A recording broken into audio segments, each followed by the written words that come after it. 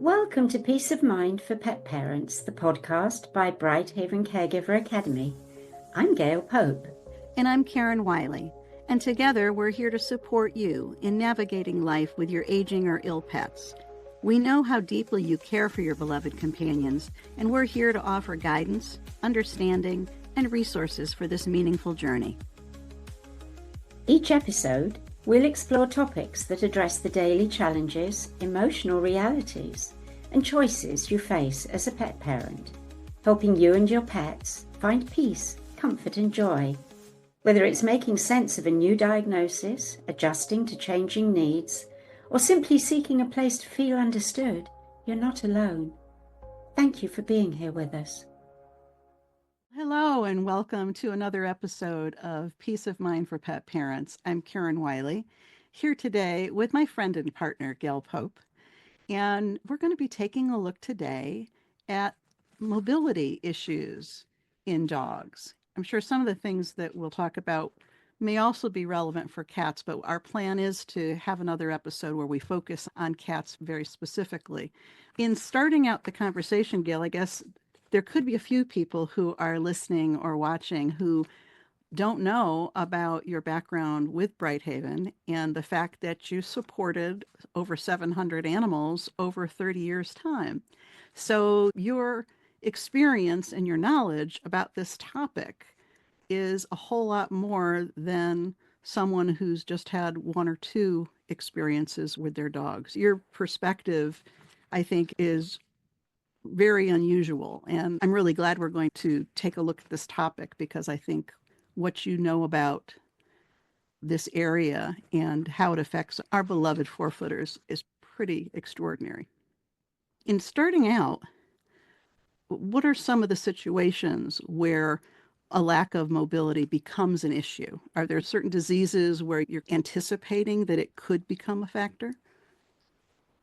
That's a good question. Before I answer it, though, you just brought up something about all the years and the experience and the knowledge and so forth. I don't think I've ever looked back and realized what I'd learned, because with the subject of mobility, it didn't occur to me as something that I need to think about in everyday life, because it was all about this dog, that dog, what their needs were. It didn't define itself in my mind as, oh, I need to think about how I can help his mobility.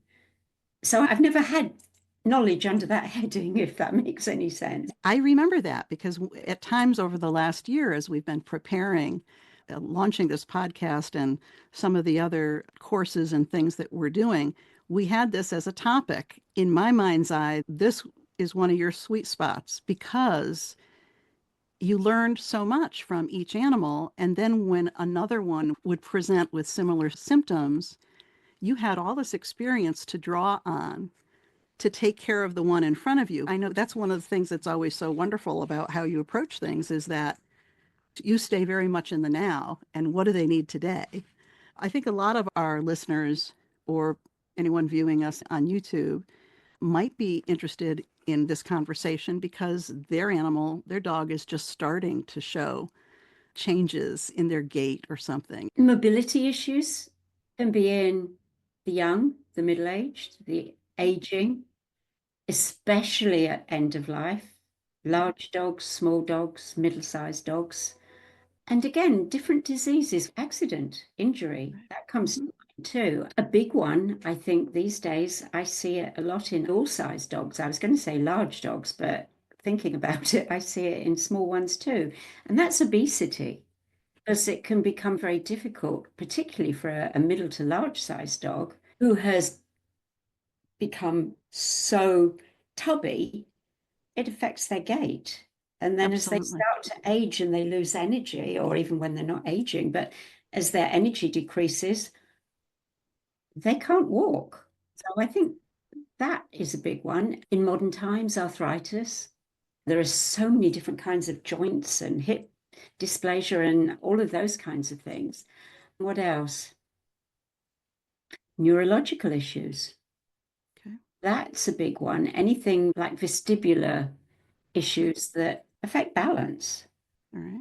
Now you have a very difficult mobility thing because it might come and go a little bit. And you're Right. on call all the time when you've got a dog who's stumbling, falling, and then they're okay for a while. And then I guess that brings the idea of seizures. In my experience, seizures affect mobility, but in that moment, because generally Right. I think they recover a lot faster anyway afterwards. So it's not too long. What other types of illnesses have you seen? I'm thinking about anything else. I've seen it with stroke. That's neurological as well. It's Yes. not necessarily a thing that you pick up on gradually, but rather an event that's a kind of a shock to your system that, oh gosh, got to do something about this. Yeah. Yeah, I think they're probably, I don't think I've associated this causing it before. It's like the mobility is it, and that's what I'm Mm-hmm. addressing. But yeah, as I reflect, there are so many different situations where mobility can be affected, Right. and there are lots of different ways to deal with it. It can be quite heartbreaking, and it can also Yes. be exhilarating. Like, for instance, the day you get a wheelchair for a dog, whatever the size of the dog, and you pop them in the wheelchair and they stand there. Then you show them what happens, and all of a sudden they're racing around the room. They're just so excited. I mean, I love wheelchairs because in the first days that we had wheelchairs, we worked with a wonderful gentleman who built his own wheelchairs. It is a business now, it has grown and become very clear. But you can pretty much have 2 wheels, 4 wheels, whatever your animal needs, you can have it made especially for that. So Yeah. I think they're amazing, except for cats necessarily. We'll talk about that another Yeah. time. That's yeah. My experience. Dogs are made for wheelchairs. Cats, not so much. Not so much. As I mentioned to you, my experience is generally with the larger breeds of dogs, especially golden retrievers. Every single one of them. Generally, I would be adopting them through the golden rescue that I worked with, that I volunteered with. I'd get them middle aged, or maybe I think 8 was the oldest that I got one. But every single one of them, it start with the arthritis and the hip dysplasia and needing to be really cautious about their weight, just like you're saying. Yeah. And I have never seen a large breed dog with a cart. I've seen a lot of them in a wagon that you can pull where they're still enjoying their lives and you're taking them on a walk with you. But I've never seen a large breed dog with a cart. And it could be the whole body weight, like you were talking about earlier, making sure that if they were obese, trying to get them down to a fighting weight that was a good weight for their frame so that there's less pressure on the joints. My experience with the Goldens, every single one of them, as they got older, had the arthritis and mobility challenges. Just thinking about our pet parents out there who might be listening to us, what are some of the earliest signs that they could look for, that they could watch for, that their dog's mobility might be changing? Something that's like not an accident and not an event. What are some of the ways they show it's gradually happening? I think grumpiness, a little bit of a change of character sometimes. You don't necessarily see something, and I think it manifests that way in humans too. In fact, mobility in humans and dogs, I think you can draw a lot of parallels. I think in dogs, it's the gait Okay. very often. Sometimes as you're walking, they're walking fine, but you'll notice they drag a paw and you can hear the nail and the ground. Stumbling, limping, listing to one side or the other, just little things that you notice. Oh, did he trip then? Oh, and you don't think about it. But then you start to realize, hold on, now he's walking a little strange. The antenna goes up as you see those things. Something else, when you see your dog spreading his paws to bend down to get a drink of water, that's something that I always noticed actually, even in cats too. If their joints become stiff and the water bowl's on the floor, it's a bending. They don't have ability to bend. So how high do you need to bring it? Just a little bit higher. I know Mm-hmm. even now I only have little dogs, but I have one water bowl that is low to the ground, it's a few inches, but a wonderful gadget that I can turn either way. And then we have a bigger water bowl that is up higher in one room Nice. so that Nice. they can choose. I think that's something that we don't all notice instantly. It's certainly something to watch. Incontinence could be something, and it isn't really incontinence, but they need to go out to the bathroom, but ooh, they don't quite make it. Okay. I think that can often be mobility too. Didn't get there in time. Yeah. That's another human failing, isn't it? And I guess any aches and pains could be a reason too, where it's just more difficult to get out the door and up and down the stairs. And that could affect bathroom habits as well. I think a lot of what you were just describing in terms of dragging the nails or the Yeah. toes are not the way they should be, but instead they're buckling a little Yes. bit. That can be either in the front legs or the hind legs. I think that's important too, because so often the focus is on the hindquarters with the hip dysplasia Yeah, and so forth. And that's true. but the upper body can also pose real mobility issues, just like you're talking about in terms of their ability to bend down for food or water, the shoulders, the neck, just arthritis happening other places and not just the hips and the hindquarters. I always had assumed it was the hindquarters until I started seeing differently, realizing it was a forelimb issue. I think what you're describing is really helpful. So, how can these mobility challenges affect a dog's daily life, which of course then also affects the pet parent, the caregiver? How can it affect their daily life? Pretty much in everything, in eating, Okay. drinking, in just getting around the house, Okay. getting up and down steps, in their beds.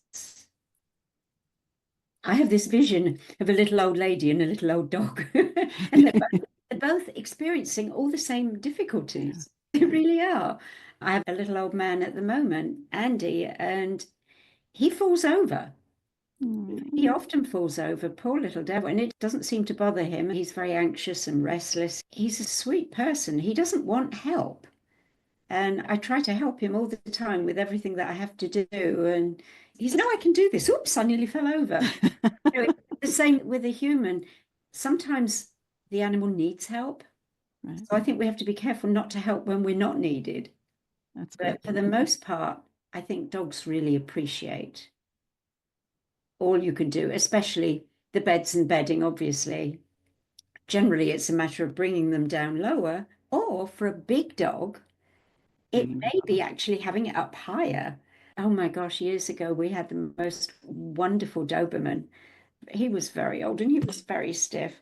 He used to walk alongside our couch, look around, is this okay? And then he'd just lean and that put him on the couch, but he couldn't climb onto it. He just leant and slid himself sideways. Oh, Yes, I think you have to be aware of how tall they are, how small they are, what their favorite type of bed is, and where you can put it so that they can just ease themselves into it and be comfortable.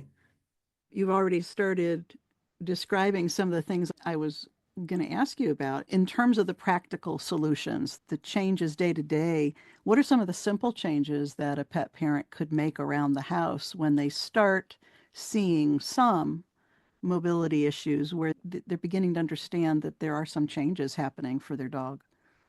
I think ramps definitely comes to mind. If particularly if you open your back door to the garden and there's a step and it becomes difficult to go down. Sometimes they bump their chin because they trip on the way down. But if you can put in a ramp, then that really soothes that. And again, if you've got a dog in a wheelchair, you're going to need ramps because there's going to Right. be places they can't navigate. A big one for me is bed steps. Okay. Some dogs can manage them easily and some can't. A bigger dog might want something with bigger steps that are only two, so they can get onto this one, they can get onto that, and then they can get Right. into the bed. Whereas smaller dogs want something that is a little more easy for them with more steps. Yeah, as you mentioned that, I thought of what I had for my cats. They Yeah, were several little steps, but high too. I can't yeah. imagine a medium or large breed dog, large size dog, being comfortable with that at all. It would have to be made Big very steps. differently. Yeah. Yeah. And again, I think all of these practical things are available easily online. Isn't that amazing? I'm sure you have felt that way over the last few years. You know, it used to be finding a supplier of a cart or a Yeah. sling or anything. You would source these things out and then save those phone numbers.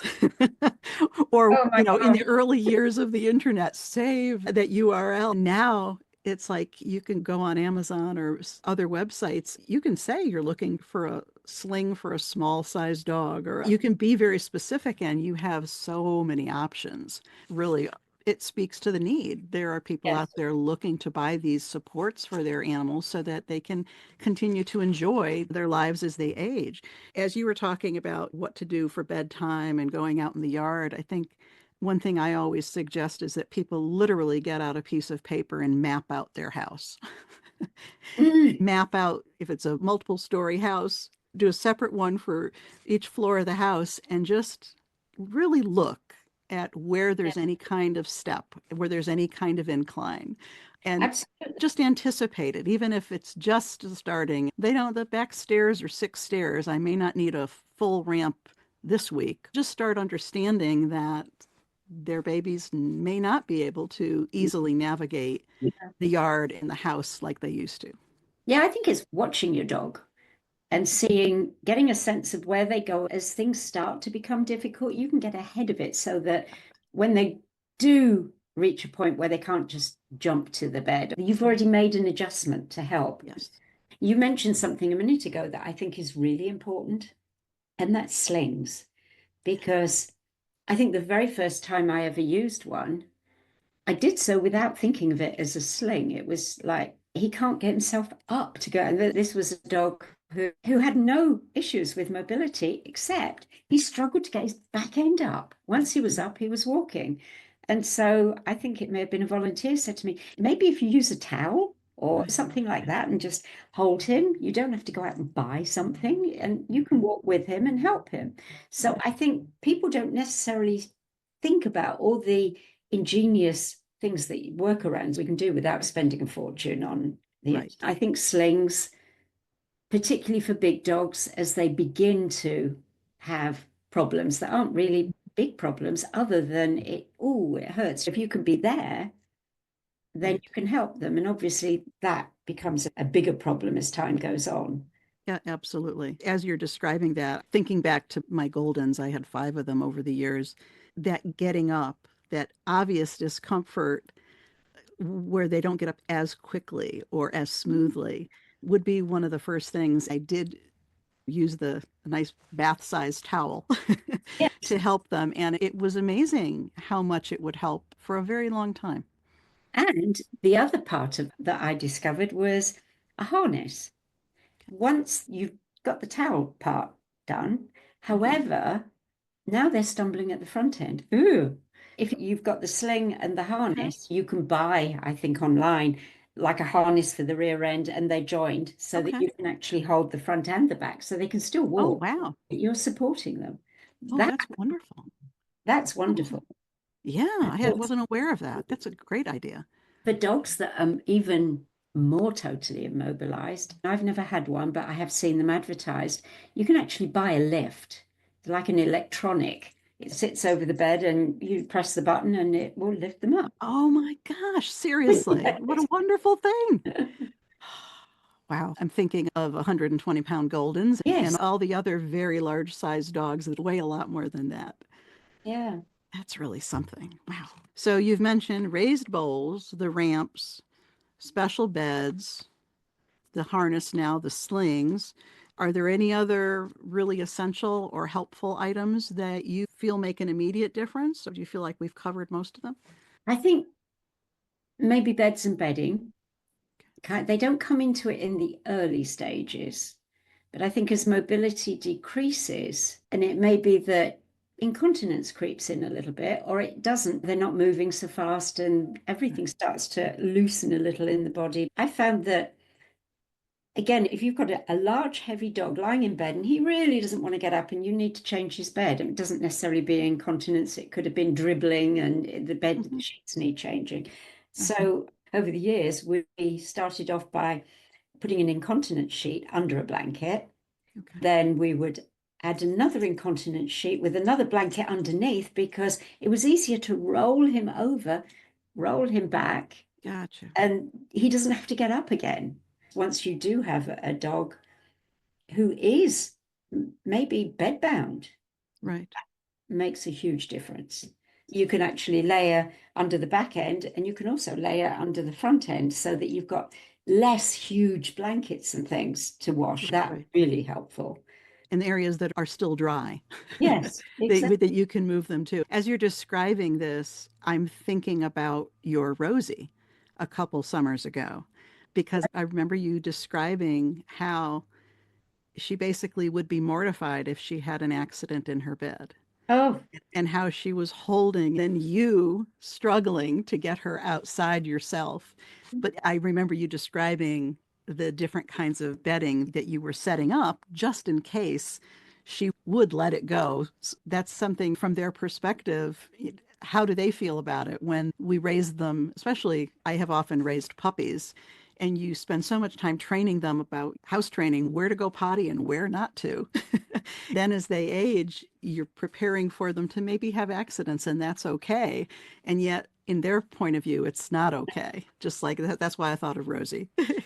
yes, Rosie used to wake me up. Literally, she had her bed to the side of my bed, and as mothers do, I would awake very often and look at her, and she'd be up on her front end a little bit, looking at me like, I need to go, I need to go. And I learned that I had to move really fast. And eventually I got all the things that I need close by my bed or Right. close by between our beds so that Yeah. when she started waking up in the morning, I was out of bed in a flash and I knew she wore her harness Okay. overnight because I wouldn't have had time to put it on. Her Right. towel was right there. And I just had to get her up and stumble out in my nightdress or pajamas in the cold or whatever it was because I didn't have time to do anything except literally get her up and out. No, But that's being a mother, isn't it? it is. You do what you need to do. And obviously, she knew exactly what look to have on her face to say, Mommy, please. Yeah, she was amazing. She was able to hold herself for a very long time until she really did become bound. And even then, I would get that look and it would be like, you need to change my bed. Oh God, this is awful. Yeah, because I remember you describing that. That's why I had to bring her up. I thought that certainly I remembered that story. I was going to ask you if there were any stories you wanted to share about any particular dog where making just even one or two small changes made a real difference for them in their day-to-day life. Here, as you're describing what you were doing for Rosie along the way, Yeah. that meant a lot to her because she didn't want to have an accident. That was something she was appalled by if she did.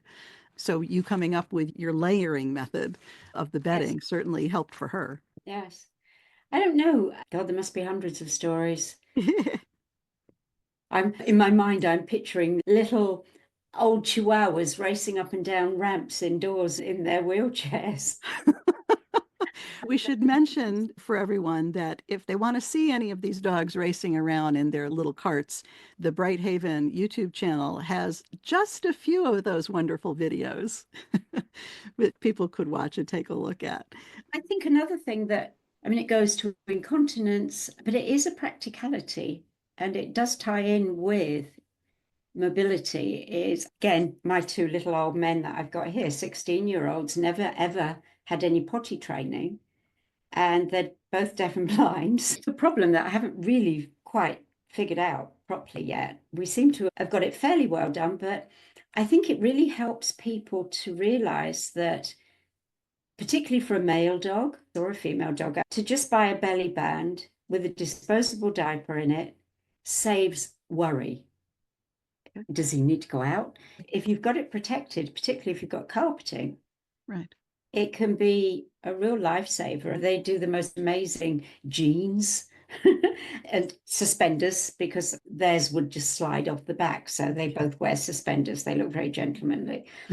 But I really think they're great. And the pants for the girls. And I think, in all honesty, I think animals appreciate it because if they wet themselves, it may have happened in their bed as well. Now that bed has to go and get washed. So Right. that brings you to the point of maybe if you don't use belly bands or pants, maybe a little layering in the bed Right. or the type of bed that you're not going to be able to put it in the washing machine, or it's really big. Right. You want to put an incontinence pad in it anyway for a dog who doesn't really have a lot of problems, and then Right. another blanket over the top, so you can wash that blanket and replace that without having to worry about the whole bed. Gee, you sound like someone who's had a little bit of experience with these things.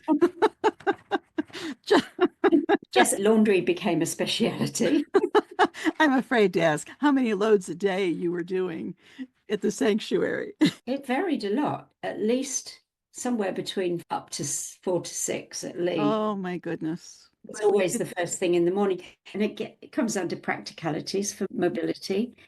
And this kind of goes to cats and dogs. You think of litter boxes for cats, right. but dogs who struggle with mobility, who may need help sometimes. We developed a towel toilet. It started off for cats, but it extended to dogs because they got used to the fact that if they couldn't climb into the litter box, even if it had a very low side, some of them, I guess, didn't even like litter, but we found if we put an incontinence pad with a towel on it, they would use the towel. We found some of the smaller dogs, I don't think the bigger ones ever did, but some of the smaller dogs, as they got older, they would squat down on the towel too. Okay. So taking me to the laundry room, there were always the towel loads that went in Right. once or Right. twice a day too. Hygiene is important, as is caring for your home Yeah. and how the pet feels. Like we are talking about Rosie earlier, where she would be mortified if she had an accident. Yeah. Let's talk a little bit about some of the alternative treatments that are available that might reduce pain, might increase mobility for dogs. Hey, obviously you've got your conventional ideas first and your vet to help prescribe for pain and the frustrations of immobility. But then we've also got cannabis products, which I found really helpful, Okay. especially laser therapy. We do a lot of laser work here now, Hmm. these dogs, and they enjoy it. Yeah, that's what I was thinking of Ollie and Andy. And acupuncture. Okay. What else? I know Carol, who works for BrightHaven, she became very involved at one time and learned a lot about water therapy, Okay. which can be so helpful. I love looking at some of the videos of the bigger dogs Yeah. paddling, and it's really good. What else do we have? They're doing a lot more work, I think, these days with stem cell therapy too. Really? So I'm totally ignorant about that. That's very yes, I interesting. am too, but I know that people have mentioned it to me. Something that I think is not so much amassing a list of options, knowing about them, but it's more about watching your animal and being proactive. Oh, I see this, what can I do? And then stepping back and looking at how would I help me? It's not about what's developed for dogs, it's what's developed that we can use. And sometimes I think as a caregiver, we take ourselves out and we're so focused on our animal, we don't see the connection. Yeah, And, so true. you see your elderly people walking down the road, and maybe they've got a stick, maybe they've got a walker, maybe they're in a wheelchair, maybe that wheelchair's electric. And there are so Right. many options. You can go to a stroller. Rosie had a stroller towards the end of her life when she couldn't walk at all, and it was a lovely one. And it had a huge hood that went right down because she didn't particularly want to be confined. So we just turned the whole thing down. So she was on like a cart and Right. she loved it. Oh. Well, with the little white grandpas get their laser therapy, do they get that every week or every other week? It's every other week, but I also have my own home laser. So whenever they're feeling amenable, and I remember I do that too. I use it a lot for my cat as well, and he loves it. He really enjoys it. I think the worlds of homeopathy, acupuncture, Chinese medicine, Mhm. they all help to bring us balance. Sometimes I think with mobility, we may be too far away from a perfect balance, but there's always something that we can do. And especially as you're saying, like you have your own laser that you can use at home. It's Mhm. not that it's always involves professional appointments. Exactly. And I was advised by a professional. I must say, I did go to the internet and have a look with, oh, it would be great to have a look. I had no clue. What do I buy? Right. What am I looking for? And Right. I went to my chiropractor who works with laser therapy, and she advised me what to buy, what would work well for an at-home use. Perfect. It's really good. Massage as well, massage and acupressure Right. and flower essences and any types of medicines that help to reduce stress. Again, we come back to cannabis. Yes. It's really good for the immune system to support stress and anxiety. Restoring that balance, like you're Yeah, talking about. restoring that balance. At some point, I know with my Goldens, their mobility and continued loss of mobility became a quality of life concern, both for them and for us in terms of physically, what can we do because of all the stairs we had here Yeah. in our mountain home. So, at what point have you seen that with clients, or what are your thoughts on that? Did mobility ever become a deciding factor in making tough end of life decisions? Yes. I think what springs to mind there is a saying that sits in my mind quite often, and that is when the going gets tough, the tough get going. I think that's become over the years being led by the animal to a great extent. But because you can't do something, you have to look at what you can do. I think we found with many dogs, because they can't get up, because they can't do something particular, it doesn't mean that it's time to make any kind of decision. And sometimes it might very well. I totally agree with that. But for the most part, it's looking not at the disability, but what are they able to do and how can we work with that to improve the quality of life? It's a change of mindset, really, a Yeah. change of perspective there. Yes, I think so. I really do. And again, it's almost a subject on its own, but it all goes to quality of life at every stage of life. Yes. It's not only the old and approaching end of life, it's young people or animals who have a disability. We learn every day from that world how even the Olympics have shown us because you True. have this one disability, you have many other abilities. I think, again, it's working to balance, isn't it? And looking at the positive and changing the way you do look at things. Is there something about the mobility issues that you think affects caregivers in a particular way? Absolutely. Everything affects the caregiver. Dealing with a gradually decreasing mobility is hard on daily life. It's hard on the time. It's hard on the energy. And it's perhaps hardest, I think, on the heart. Seeing a person or an animal declining in their ability to move, which is what we're really talking about, Yes. is painful in every way. So I think we come back to something we talk about all the time: care for the caregiver. It's just so important to take time to become grounded and to share with your animal your concerns rather than worry, worry, worry. We're humans that love to be in control because we've grown up being taught we are the control person, but to let go of that a little bit, to share and care and be in the moment as much as possible. I've always found it difficult to look at my Golden's eyes when they're experiencing the first signs of problem, where they're the frustration, the surprise, they're not shocked yet, but you see them really begin to worry because their body isn't doing what they could always count on it to do.